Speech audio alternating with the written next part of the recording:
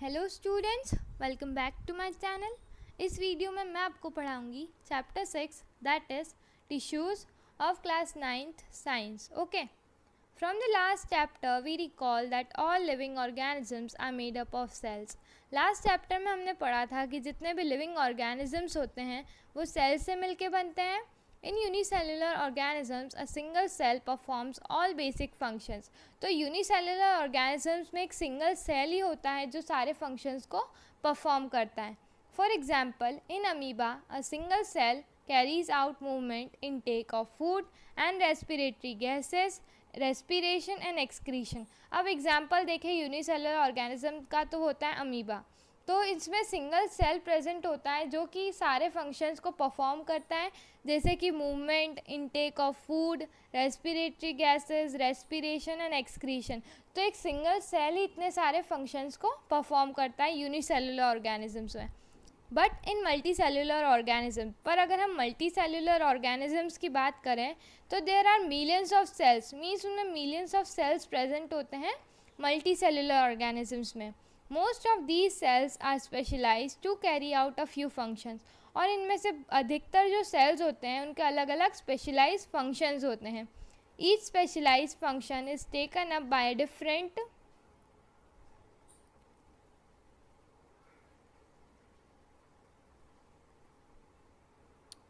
Bye a different group of cells. Okay, तो ये जो स्पेशलाइज फंक्शंस होते हैं वो different group of cells perform करते हैं। Since these cells carry out only a particular function, they do it very efficiently। तो ये जो सेल्स जो अलग अलग फंक्शंस परफॉर्म कर रहे हैं ये बहुत ही इफ़िशिएंटली वर्क करते हैं। In human beings muscle cells contract and relax to cause movement. Human beings की बात करें तो उनमें जो मसल सेल्स प्रेजेंट होते हैं वो कॉन्ट्रैक्ट होते हैं और रिलैक्स होते हैं। तो इस कॉन्ट्रैक्शन और रिलैक्सेशन के कारण उनमें मसल्स में मूवमेंट होता है। Nerve cells carry messages, nerve cells messages carry करने का काम करती हैं। Blood flows to transport food, oxygen, food, hormones and waste materials and so on. अब अगर हम ब्लड की बात करें तो ब्लड क्या फंक्शन परफॉर्म करता है? वो ट्रांसपोर्ट करता है oxygen, food, hormones and waste materials in the whole body. Okay, so transportation का काम कर रहा है ब्लड, मैसेजेस कैरी करने का काम कर रही है nerve sales, and movement cause कौन कर रहा है? Muscle cells in human beings. Okay, so next is, अब हम प्लांट्स की बात करते हैं। In plants vascular tissues conduct food. अब प्लांट्स में जो वस्क्यूलर टिश्यूज़ प्रेजेंट है वो फूड कंडक्ट करती है and water from one part of the plant to another. तो ये क्या करती है? फूड और वाटर को एक जगह से दूसरी जगह पहुंचाती है प्लांट्स में। ओके, कौन? Vascular tissues. So multi cellular organisms show division of labour. तो मल्टी सेलुलर ऑर्गेनिजम्स में डिवीजन ऑफ लेबर होता है, मीन्स अलग अलग सेल्स या फिर टिश्यूज़ उनका स्पेसिफिक फंक्शंस परफॉर्म कर रहे हैं in different parts of the organisms. Cells specialising in one function are often grouped together in the body. अब जो सेल स्पेशलाइज्ड है किसी एक पर्टिकुलर फंक्शन परफॉर्म करने के लिए वो एक पर्टिकुलर जगह पे ही प्रेजेंट होते हैं बॉडी के। ओके, मीन्स उनका एक पर्टिकुलर फंक्शन होता है उस बॉडी के पार्ट में। This means that a particular function is carried out by cluster of cells. इसका मतलब यह है कि एक पर्टिकुलर फंक्शन एक क्लस्टर ऑफ सेल परफॉर्म करता है अपनी बॉडी में। A definite place in the body, means एक डेफिनेट प्लेस है बॉडी में जहाँ पे वो क्लस्टर ऑफ सेल उसका फंक्शन परफॉर्म कर रहा है। Okay, this cluster of cells called a tissue. और ये जो क्लस्टर ऑफ सेल है जो फंक्शन परफॉर्म कर रहा है उसे क्या बोला जाता है? टिश्यू बोला जाता है। Is arranged and design so as to give the highest possible efficiency of functions। तो अगर इस cluster of cells की बात करें हम तो इसमें क्या highest possible efficiency होती है किसी भी function को perform करने के लिए। blood, phloem and muscle cells are all examples of tissues। तो ये सारे examples हैं tissues के। a group of cells that are similar in structure and or work together to achieve a particular function forms a tissue। अब tissue की definition दी हुई है यहाँ पे कि टिश्यूज़ क्या होते हैं? एक ग्रुप ऑफ सेल्स होता है जिनका एक स्पेसिफिक फंक्शन होता है जो कि एक पर्टिकुलर पार्ट ऑफ बॉडी में परफॉर्म हो रहा है, तो इसे क्या बोला जाता है? टिश्यूज़ बोला जाता है।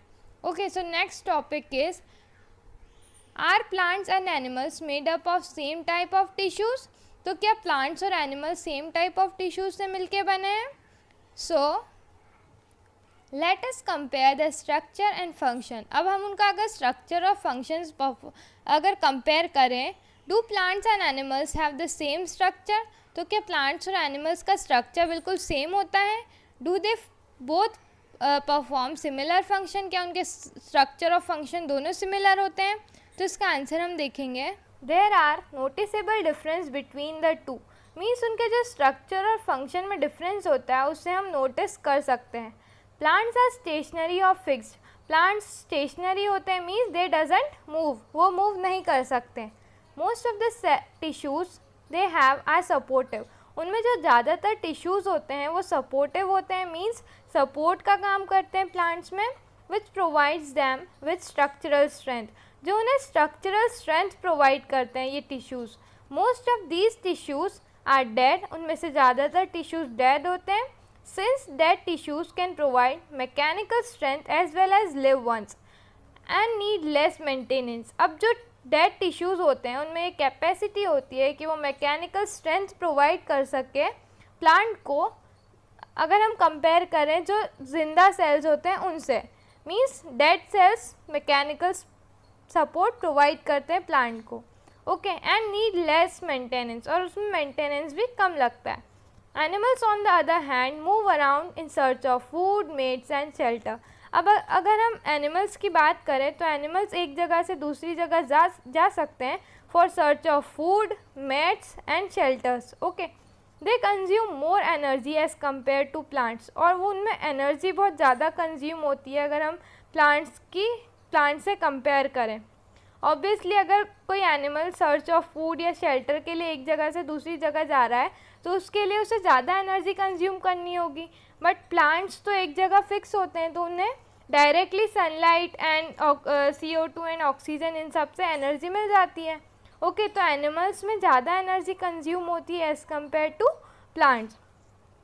Most of the tissues they contain are living, और उनमें ज़्यादातर जो टिश्यूज़ होते हैं वो लिविंग होते हैं एनिमल्स में, okay. Another difference between animals and plants is in the pattern of growth.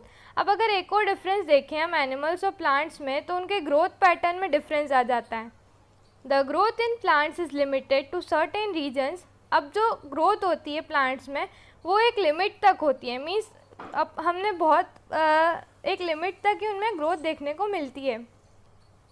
While this is not so in animals, पर एनिमल्स में ग्रोथ अनलिमिटेड होती है, मीन्स उसमें ज़्यादा लिमिट होती है as compared to in plants. There are some tissues in plants that divide throughout their life. अब प्लांट्स में कुछ टिश्यूज़ ऐसे होते हैं कि वो throughout the life division का काम करते हैं।